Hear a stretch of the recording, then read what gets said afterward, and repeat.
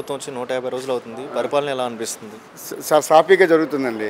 హడావుడి లేకుండా ఓ ప్లానెడ్గా ఓ పద్ధతిగా ఏంటంటే సంక్షేమం కూడా బ్యాలెన్స్డ్గా వెళ్తుంది. అంటే ఏదో అప్పులు తెచ్చేసి ప్రజలకు ఇచ్చేసాం కదా అనేసి హడావుడికి ఇచ్చేయడం కాకుండా నిధుల్ని సమకూర్చుకొని సంక్షేమ పథకాలకు ఇస్తూ అభివృద్ధి పథకాలు కూడాను చక్కమైన పద్ధతిలో పెడుతున్నారు. ఎలా అనిపించింది? గత ప్రభుత్వం దోబరా అక్రమాలు, అప్పు చేసి పప్పుకూడు ఇవన్నీ జరిగాయి. ఇప్పుడు అది కాదు. మన ఇల్లు అనేది చక్కగా ఎవరైతే పద్ధతి ప్లానెడ్గా ఇల్లుని చక్కబెట్టుకున్నట్టుగా మన బాబు గారేమో చక్కగా ప్లాన్ తీసుకొని మా కూటమి ప్రభుత్వంలో ముగ్గురు కూడా మోడీ గారు అయితేమి, మన పవన్ కళ్యాణ్ గారు అయితే, మన చంద్రబాబు నాయుడు అయితే చక్కగా పరిపాలన చేస్తున్నారు. ఉమ్మడిగా మంచి ఆలోచనలతో రాష్ట్ర అభివృద్ధికి ఏమో కష్టపడుతున్నారు. అది ఇప్పుడు గవర్నమెంట్ ద్వారా ప్రజలకు మంచి రోజులు వస్తాయంటారా? ఇంకా చక్కమైన రోజు వస్తుంది.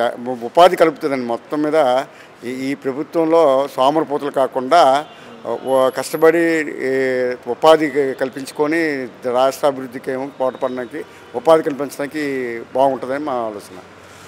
గతంలో చూశారు కదా, గత ప్రభుత్వం 5 సంవత్సరాలు ఎలా అనిపించింది? సోమరిపోతులు తయారు చేశారు. ఇంటికి మీకు 10,000 ఇచ్చినాము, మీకు 4,000 ఇచ్చినాము, నీకు 5,000 ఇచ్చి ముష్టి వేసినారు. ముష్టి వల్ల మనం ఇల్లు కడతాం కదండి. ఒక ఉద్యోగం సంపాదించుకుంటే దానివల్ల ఇల్లు గడుస్తుంది, తను అభివృద్ధి చెందుతాడు, నలుగురికి ఉపాధి కల్పిస్తాడు. ఇప్పుడు జీవితం నాకు వచ్చింది అనుకోండి, 10 మందికి ఉపాధి కలుగుతుంది కదా. అదే నాకు 3-4 ఇస్తే నేను ముష్టిలాగా ఉంటుంది. ఇంకేముంటుంది? ఏమొస్తుంది 4,000కి? సోమరిపోతులు చేశారు. అప్పుడు ఎవరికి ఉపాధి కల్పన లేదు, ఏమీ లేదు.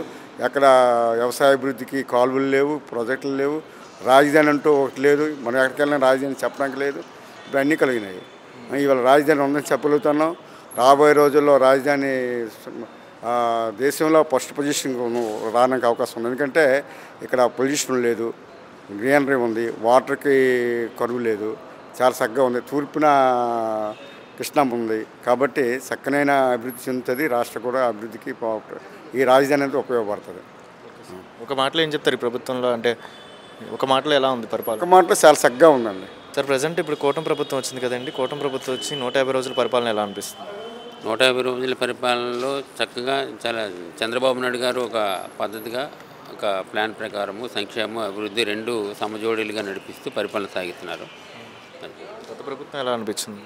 గత ప్రభుత్వం అంతా కూడా అప్పులు చేసి అభివృద్ధిని వదిలేసి అప్పులు చేసి సంక్షేమం కోసం కేవలం సంక్షేమం ప్రజలు నెత్తిన పడేశారు.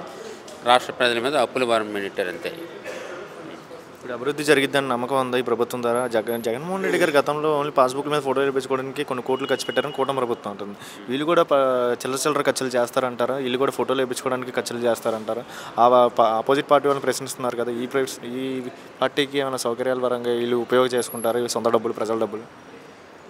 వైసీపీ ప్రభుత్వం ప్రజల సొమ్ముతో పార్టీని ప్రచారం చేసుకోవడానికి ఎక్కువగా ఉపయోగించుకుందండి. ప్రజల సొమ్ముతో పాస్బుక్ల మీద కానీ లేకపోతే సరిహద్దు రాళ్ళ మీద అయితే కానీ జగన్ ఫోటోలు ఇవన్నీ వేసి ప్రభుత్వం తాలూకా సొమ్ముతో జగన్ ప్రచారం చేసుకున్నాడు. చంద్రబాబు నాయుడు అలా కాకుండా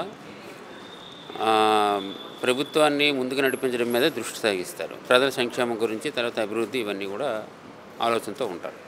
ఇప్పుడు ప్రజెంట్ అమరావతి రాజధాని ఎలా ఉండబోతుంది? అమరావతి రాజధాని చాలా చక్కగా ఉంటుందండి. అమరావతి రాజధాని నిర్మాణం అనేది జరగాలి. మీరు ఎందుకంటే ప్రతి దేశం కానీ రాష్ట్రం కానీ రాజధాని అంటూ ఒకటి ఉండాలి. కుటుంబానికి ఎలాగైతే ఒక ఇల్లు అవసరమో అలాగే ఒక రాష్ట్రానికి రాజధాని కూడా అవసరము. ఆ రాజధాని అవసరాన్ని గుర్తించారు చంద్రబాబు నాయుడు కాబట్టి ఫస్ట్ ముందుగా రాజధాని నిర్మాణం కోసం అధిక ప్రాధాన్యత ఇస్తూ దాన్ని కంప్లీట్ చేస్తే మరిన్ని కార్పొరేట్ సంస్థలు అలాగే ఐటీ సంస్థలు ఇవన్నీ కూడా ఇక్కడ వచ్చినట్లయితే ఆటోమేటిక్గా రాష్ట్రానికి ఇన్కమ్ అనేది వస్తుంది.